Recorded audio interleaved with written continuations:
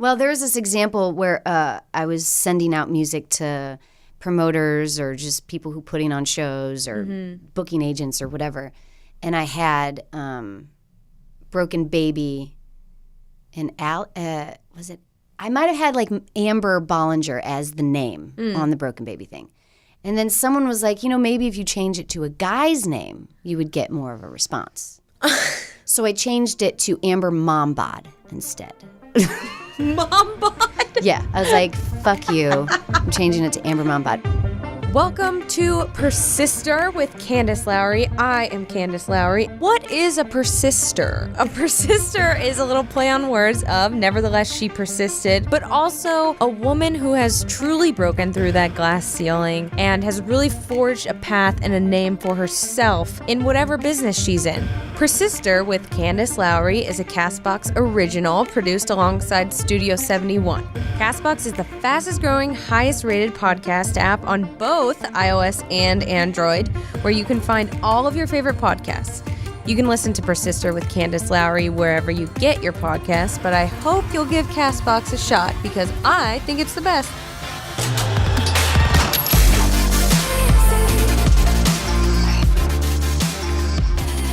Hello everybody, welcome back to another episode of Persister. I am here with Amber Bollinger. Hi. And your hair is really cool. Oh, thanks. It's, if you're watching this, you can see it's the two-tone kind of split going on. Yeah. Which is pretty cool. Dark underneath, too. Yeah. Yeah. My mom wouldn't let me have that. It's a bummer. Welcome to the show. I'm Thank so you. excited to talk to you about being in a band. Oh, yeah. Broken Baby, you should check it out. But also just being in Hollywood in general as like a woman sometimes sucks. Sometimes it's awesome. Sometimes it's gross. Sometimes it's not. Yeah. So you are from Ohio. I am. Right? Mm-hmm. Same place as Jake Paul and Logan Paul. Very cool. I'm just kidding. The worst YouTubers ever. You can take that who out. are those people? They're like the worst people ever. Should we keep that in? Delete. We can keep that in. No. So, well, I feel like Ohio is the home to a lot of great musicians. And one of my favorite bands is Black Keys. They're from Ohio. Oh, right. Akron, right? Yeah. Yeah. So you went to school in Ohio too, Mhm. right? I went to high school in Ohio, and then I went to the University of Cincinnati Okay. in Cincinnati. Is it? Yeah. It's very close. So what got you into wanting to be an actress or be a performer? Well, when I was really young, it was actually fourth grade, I did this poetry contest. Okay. And you just had to like recite a poem. Mm-hmm. And my teacher said to me, "You would be a really great actor." While you're reciting a poem? I know, it's so silly looking back on it now. But it was like she just gave me a spark of something else that I could do. Yeah. Because I wanted to be a veterinarian or a marine biologist or a scientist. But I was like, I'm allergic to animals. I'm not good at math. Like all these things. I'm like, what else can I do? So when she put that in my brain, I just kind of took it and ran with it. Mm-hmm. And so and then I did plays and blah, blah, blah. But I was always an athlete.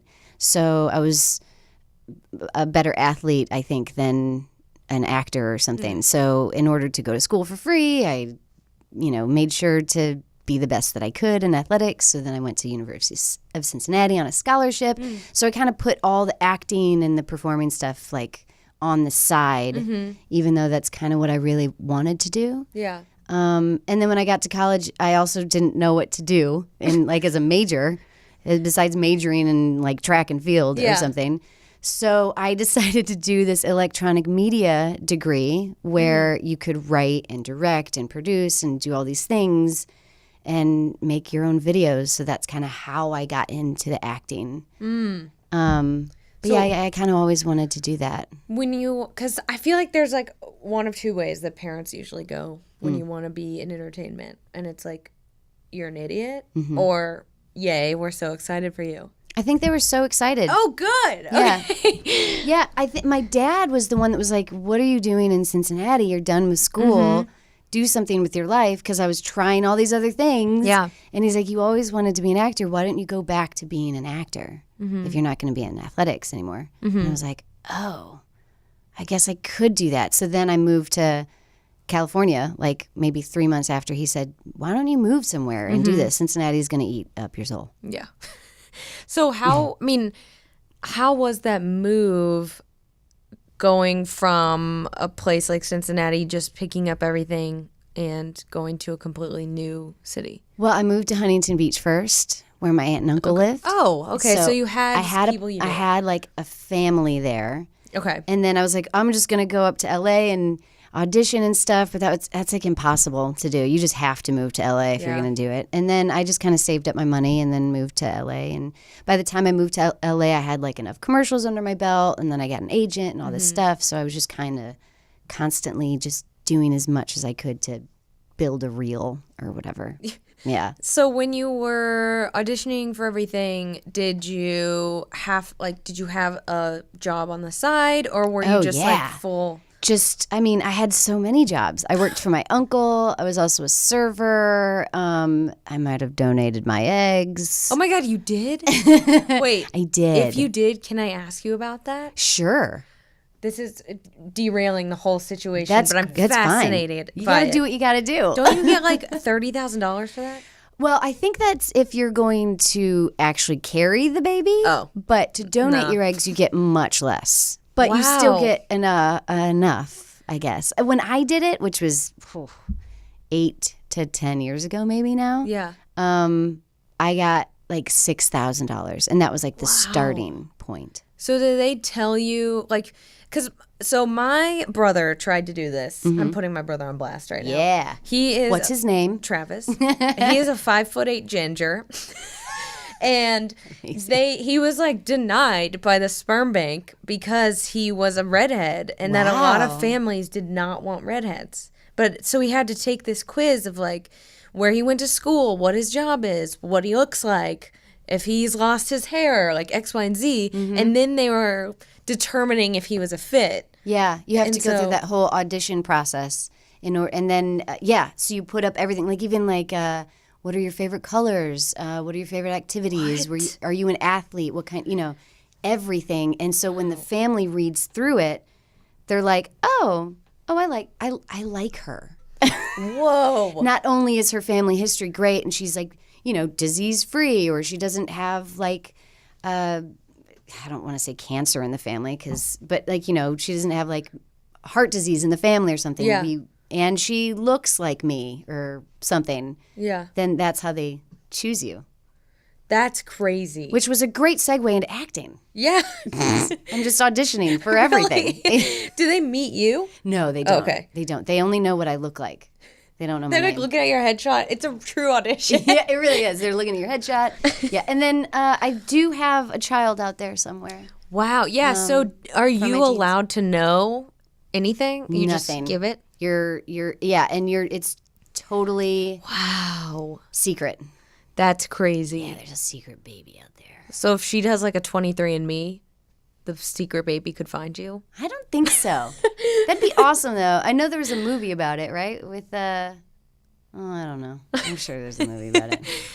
That's cool. Okay. Yeah. So you did that. Mm-hmm. And I was a security guard. What? Like, you name it. I've done like everything. I guess it preps you for different roles. Yeah, I guess so. I guess. And just having So would compassion you say that it was actually, even though it's scary in a sense where you don't know what tomorrow will bring, is it almost kind of fun to, experience that at a young age, to kind of just do a bunch of different things? Yeah, I think so, because I think the name of the game is like adaptability, right? And you're constantly changing. Everything's changing. And in this society today, like we're living in a gig economy, the more that you can learn and bring to the table, that more, I don't know, I don't want to use the word successful, but more adaptable you are. And it's like you need to be so well-rounded. Kind of. Always. Yeah. I guess that's really great that there's times when I'm like, man, I wish I were like a doctor or something there, because you see the ladder and you know what ladder, where path. you need to go. Yeah. But for anything in entertainment, like, you don't know where the shit you're going to go. I know. Yeah. Yeah, that was scary when people would ask me, like, where do you see yourself? I'm like, don't know. Well, you're like, it's Friday. Probably Sunday I'll be on the couch with my PJs on and watching horror movies. So, in the audition process or when you moved up there, is it very, like, can you be friends with other girls who are auditioning around you, or do you meet friends through auditions, or is it very kind of cutthroat and you don't like each other? I think I had to learn how that process, I think, because I think there's this idea that, like, that's my role, or we're competing against each other, because, I mean, you kind of are competing against each other. Yeah. But at the same time, it's like, if we're going in the room for the same role, like, you're going to bring something totally different than I am, even if we're both brunettes. Just don't look at my blonde part. Even if one part of me is brunette.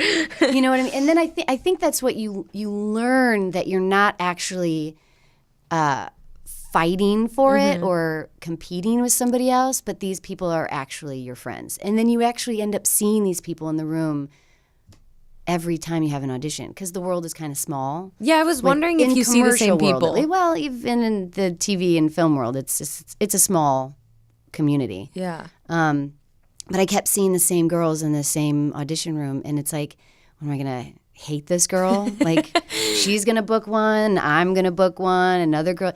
And you become friends with each other. And then your friends, your commercial buddy friends, start having babies. And then they bring them into the audition room, and then you're watching their baby in the room. So it's like, it is grow up in it. You like grow up in it, yeah. Wow. So it can be really, really cool and supportive. It doesn't have to be where we pit each other. Yeah. I think it's, I hate to say this, but sometimes, like, men will pit the women against each other. I've seen that happen before. But for the most part, women want to be friends with each other. Yeah. In the audition room.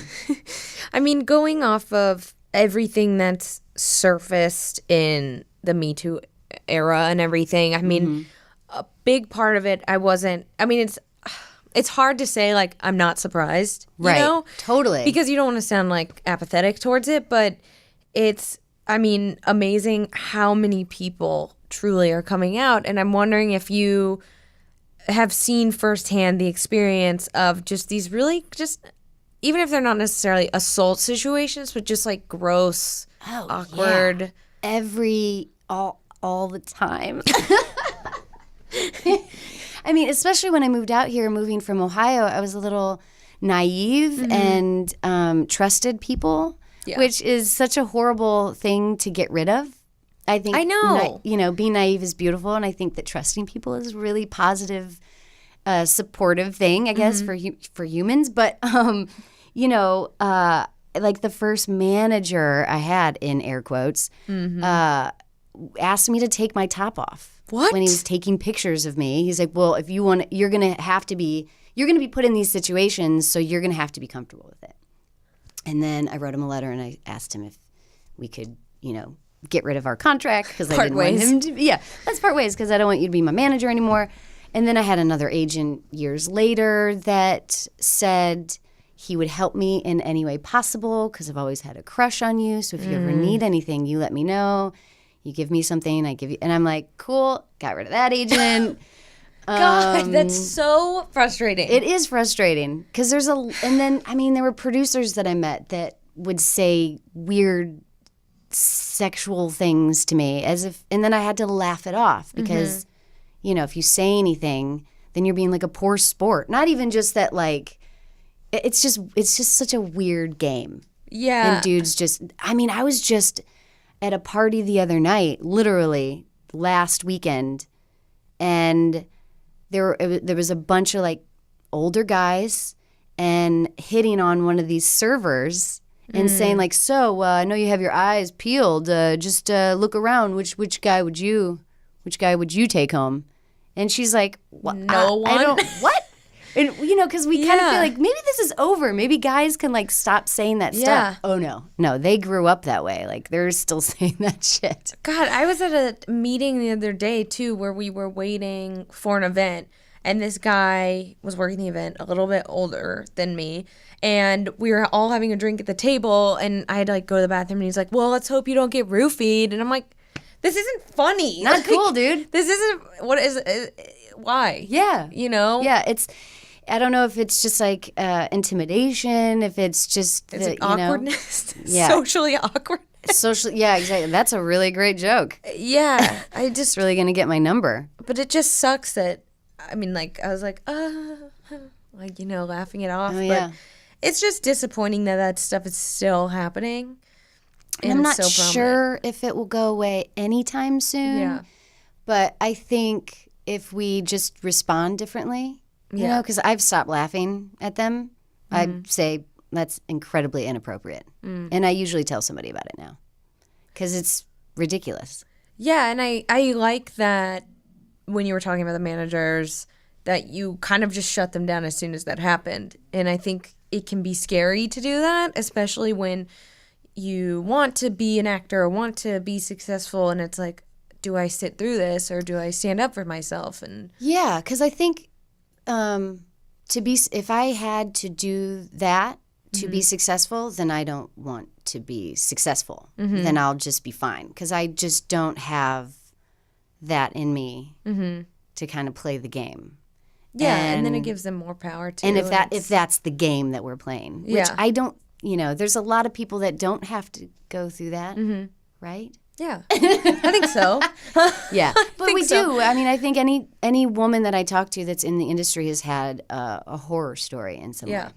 Yeah, and I've met dudes that have had those stories happen to them too. Yeah, so I think it's just, and it's not just gender, but it's just like power. And what's the most powerful thing? It's like, well, sex. Yeah. So. Yeah. Why not? So let's do it. Hashtag why not? No, let's not start that. No, I don't think. Let's not start that movement. After MeToo, why not? That's horrible. Delete. Yeah. But I want to take, has it already been 15 minutes? Oh my God. No. Okay, well, we're going to take a quick break, and then I want to get into how you've kind of transitioned into really being in the music industry and where you are today. And yeah, it's fun. All right. BRB. We think most clearly when we're eating nourishing, healthy, and balanced meals. But doing that every day can really feel like a chore, and I totally get it. Sunbasket offers 18 quick, healthy recipes every week, including paleo, gluten-free, vegan, and calorie-conscious options, all delivered to your door with organic produce and clean ingredients. So you don't have to worry about the details, and eating right is never a chore again. Sunbasket makes it easy and convenient to cook healthy, delicious meals at home, no matter how much experience you have in the kitchen. So you probably won't burn it down. Now you get more options than ever. Just go to the Sunbasket app and pick from 18 weekly recipes. You can easily cook dishes like Buddha bowls with braised tofu, soba noodles, and cashew lime dressing. And one of my favorites, which is the salmon and couscous. There are paleo, gluten-free, lean and clean, vegan, Mediterranean, family options, and more. So you really don't have an excuse here. Sunbasket works with the best farms and suppliers to bring you fresh, organic produce and responsibly raised meats and seafood. Everything is pre-measured and delivered right to your door. You can get a healthy and delicious meal on the table in as little as 15 minutes. There's something for everyone, so you can be your kind of healthy. So go to sunbasket.com/persister today and learn more and get $35 off your first order. That's sunbasket.com/persister for $35 off. sunbasket.com/PERSISTER. I'd like to take a second to talk about Stitch Fix. I got to try this for the first time, and I was so excited to get my box. I got a very cute leather jacket that I've never thought of wearing before, but also some great Madewell jeans and a super soft t-shirt. So now I kind of just have a full outfit without having to leave my house. And I actually was pleasantly surprised with what people outfitted me in because it very much fitted my style. Stitch Fix is an online personal styling service that finds and delivers clothes, shoes, and accessories to fit your body, budget, and lifestyle. Just go to stitchfix.com/persister and tell them your sizes, what styles you like, and how much you want to spend on each item. You'll be paired with your very own personal stylist who will handpick 5 items to send right to your door. Then you try them on, pay for only what you love, and return the rest. Shipping, exchanges, and returns are always free. There's no subscription required, and you can sign up to receive scheduled shipments or just get your fix whenever you want. Stitch Fix's styling fee is only $20, which is applied towards anything you keep from your shipment. So get started now at stitchfix.com/persister, and you'll get an extra 25% off when you keep all 5 items in your box. That's stitchfix.com/persister to get started today. stitchfix.com/persister. Welcome back, everybody, to Persister. We've been having some good side combos. Oh my God, they're so good.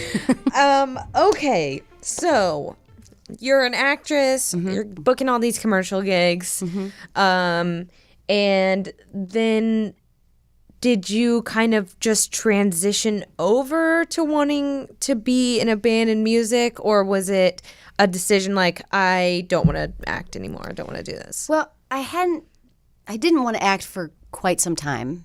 And I was in like a band before where I was like a co-singer. I didn't really contribute to the making of the music, and I found that to be not as fun. I wanted to like make something. And then the acting thing just I just stopped liking it. The opportunities weren't there for what I wanted to do, and also I just stopped being willing to make that happen. You know, like I was like, I'm done trying to write myself into these things. Right. Because now, in order to be a successful actress, not for everybody, but a lot of times you have to write and direct and produce, and if you really want to get yourself out there, because you know, waiting for someone to call you on the phone to have an audition is not fun. So I kind of stopped wanting to do that, and then the music thing kind of just came in. My boyfriend Alex is a singer and a songwriter, and he had his own band and his own solo album and career going, and so I would just kind of sing backup for him every once in a while. But since we were in a relationship, we didn't know if we should blend the two. Yeah, I was gonna ask, was it a conversation you kind of had to have where it was we had several conversations about it, but oftentimes it was just like, hey, can you come over and sing these parts? And I would just be like, yeah, that's fun, I'll do that. And then eventually it got to the point where I was singing in like a lot of the stuff, and I didn't want to push him to be in a band with me, because he had that experience with his ex-wife, and she ended up trying to like claim writing credit for that stuff. And it really disheartened him with the whole thing, and I didn't want to push it. I was like, you know, we have a good relationship, I don't want to mess that up. So, but then when I went on tour with him, singing backup for him, he decided in a van, he's like, we should start a band. And I was like, that is a dumb idea. I don't want to do that. I want to, And then after the tour, we came home and wrote like 6 songs in 2 weeks. And so we're like, I guess we started a band. So I have always wondered this, because maybe I'm just horrible at even touching an instrument, learning how to do anything like that. I've tried to play so many instruments and I fail. But walk me through like how you write a song. Well, okay, so because it blows my mind that people are just like boop boop boop. Well, boop, done. This is where so Alex Deason is a genius writer. He writes all the music. So he writes the guitar parts, the drum parts, the bass part. He's just a weird, talented, can I curse? Motherfucker, where he can write a song a day. And this is, for him, I think just being a nerd back in like junior high and high school and just playing constantly, like that was his social hour with his guitar or something. Like I think that's how that happened with him. He just put in the hours and the work to learn these instruments because that's what he wanted to do. And me at that time, I was like a hummingbird. I was like, I want to do this. I want to do that. I didn't really. I played piano for like a decade when I was younger, but and that helps with like learning how to write a song or compose a song or put it together. But for the most part, Alex does all that music, and then I come in and we do melodies and lyrics, and that was hard for me, the lyrics part, because I had never really written a song before. Like melodies like can come and stuff and go and you can work on that stuff. But like lyrics, I was just like, fuck, what do I want to say? Yeah. Because pop music, right? It's just like repetition or like, just saying the same things over and over again. And there's some great pop songs that have lovely, beautiful lyrics and stuff. Maybe in the 80s and the 90s. The early aughts. No, I love pop music. I've listened to pop music, but it's hard to write a song. So like lyrics, it's like I don't know. I was like, I feel like it should be important or something. Yeah. So it's the melody first, and then you're like, let's just write down. Yeah, melody first, words, and then lyrics to go with this. Yeah, basically. It for me, blows or for my us. mind that that people can write music. You can probably write a song. You probably don't even know about it. If you just be like, I went to the store. Yep, totally. Absolutely. That's 100% a song. It's great. But see, with Broken Baby, when we started writing it, we decided not to be. I thought, we're writing a song. This is to be precious or something. And it was Alex that was like, no, nothing about this is precious. Just like, what do you have to say? Like, just write it down. And so oftentimes the song would become that. And we're like, actually, it sounds good. It makes sense. This is about that, even though it wasn't about that at first. It is about a girl walking down the street and like finding, I don't know, love or something, whatever the song is about. So I just heard masturbation when you were walking. It's my second favorite word. So wait, what's your first word? Shampoo. Really? Yeah, it's a good word. Shampoo. Do you have a least favorite word? Moist. Yeah, I don't like moist. I don't like gulch. Oh, gulch. Sorry. Okay, we're going off. It's good. I'm gonna forever hate that now too. So is it a song about that? In Through the Output is actually when I was putting some ideas down for the song, I was just kind of coming up with things about the internet and how, like, if I were, I don't know, it was something about weird internet love, but like in a dial-up world, back in the 90s. Yeah. And like how you find love on the internet. And I think that's kind of how it started. And like getting together in the meet space. Meet space is like face to face. I didn't know that. I was just like, what is meet space? Oh, and I looked it up and it actually was a word. So sometimes I just come up with, or we just come up with just random things and we put them down. But I think the song In Through the Output was about just like internet love in the 80s or something before the internet happened. Doesn't make much sense. Yeah, but we took like a time machine back. Yeah, I got some kisses on a thumb drive, things like that. Oh, yeah, it's fun. Cute. Yeah, it's dirty. It's also a dirty song too. In Through the Output. Not sure what that means, but it could be suggestive. Now I just want to look up all the lyrics and read them. Yeah. So, when you were apprehensive to get into business with your boyfriend, have there been moments where you're like, oh my God, like this is really putting strain, or has it been a pleasant surprise? It's been pleasant. I mean, we have arguments about certain things, about maybe the way a song should go or something like that, or a vibe or whatever. But that's just like positive collaboration, I guess. Like we have some arguments, but there's no like slamming of doors, which is good. Okay. No one slammed a door. So it's not like Johnny Cash and... Not yet. Not yet. Drugs. I don't know. Maybe it'll be different if just strung out when you get home. Can't handle this anymore. But so it's me and Alex, and then we have a bass player and a drummer and playing out. And the playing out is like the most fun part. Like when you're in a rock band, like that's how you, I don't know, like that's the most rewarding thing is playing a show. Do you see that as a woman you're treated differently than men in music, or like compared to in acting? I feel like there's a very big difference between the way men and women are looked at, and in music, do you see that? Well, I do know I don't know if I have some great stories yet about that because I feel like I'm kind of new in the music world. But I do know that by me saying that I'm in a band with my boyfriend, a lot of people say, oh, okay, that makes sense. You know what I mean? Yes. And I get that a lot, which I don't know if I'm not taking that. You seriously. Almost. Yeah. But there are a lot of really great bands with all female members, and I wonder how they're treated. Yeah. Because they are a woman unit, and it's like they're doing it all together. I know a few... Well, there was this example where I was sending out music to promoters or just people who putting on shows or booking agents or whatever, and I had Broken Baby... And was it? I might have had like Amber Bollinger as the name on the Broken Baby thing. And then someone was like, maybe if you change it to a guy's name, you would get more of a response.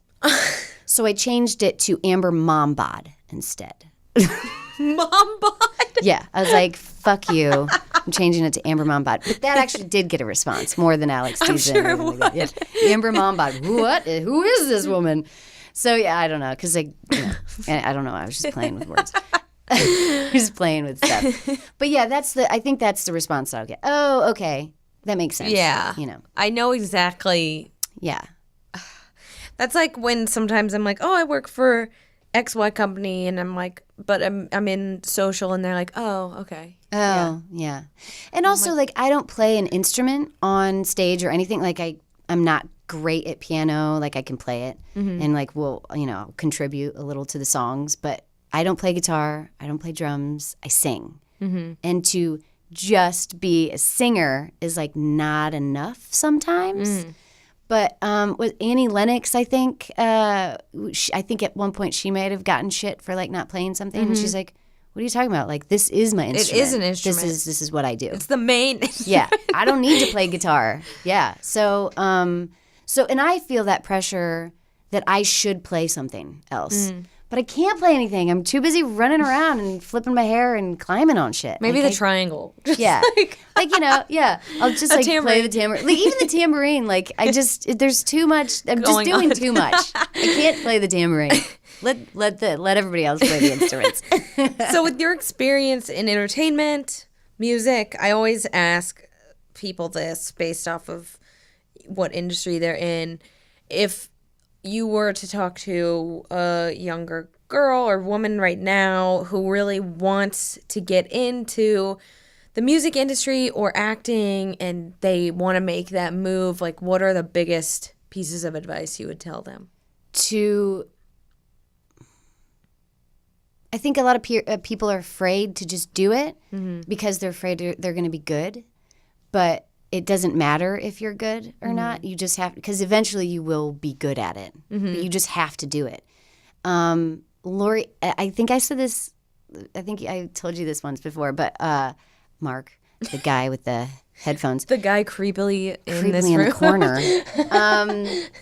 Lowry Anderson. Do you know Lowry Anderson? Everyone should know Lowry Anderson. She is an incredible musician and a performance artist, maybe best known for Big Science. But she said that when you get stuck, do the worst thing you possibly can do. So it's just because then you get rid of all expectations of being good or doing something good, and most likely no one's going to see it.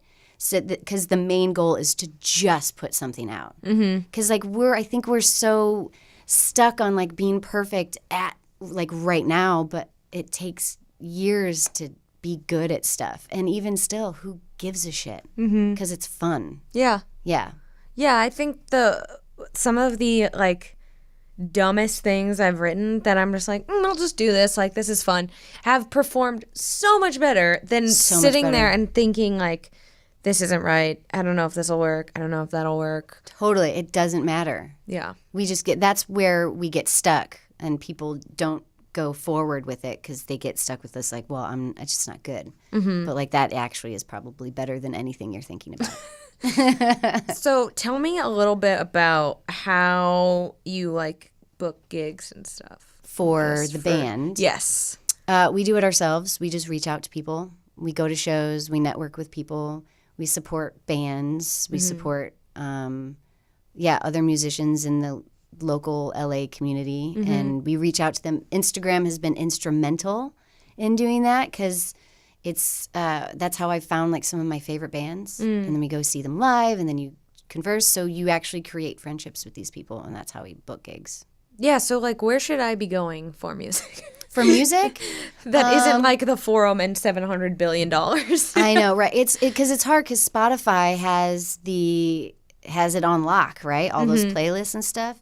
But I find I find my music through just following people who love music, and then they suggest, because there are so many music lovers out there that have, like, they do have their own playlist, but they also like give shout outs to musicians. But because I'm in a band and I'm following these people because I'm interested in new music, I guess that's how I find new music. I know it's hard because it's like, it used to be like Pitchfork or all these other websites that have playlists. But there are a lot of great blogs out there that like are promoting brand new music. If it's in LA, like Buzz Bands is great. But yeah, I follow a lot of promoters who put on shows. Like if you're interested in, I think you just have to do the research. Yeah. I know, it sucks. It's like KCRW, I love. KCRW is great.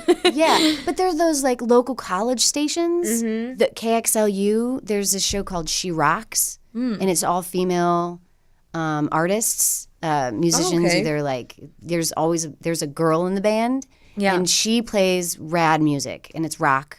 So it depends on what you like too. If you like hip hop, or whatever. But She Rocks on KXLU is a really great source for new music. Okay. Yeah. Yeah, because I feel like, too, there's this new revolution of SoundCloud famous people. Oh, yeah. That are only famous on SoundCloud. Yeah. And I'm like, I don't understand this. I feel like I'm too old now. Yeah, it's hard because there's like SoundCloud, which there's that whole world. I guess and then there's like Bandcamp, which is that whole. Bandcamp's great, by the way. They if you go to like their front page, of their homepage or whatever, that's what you call it, right? Hi, on the World Wide Web.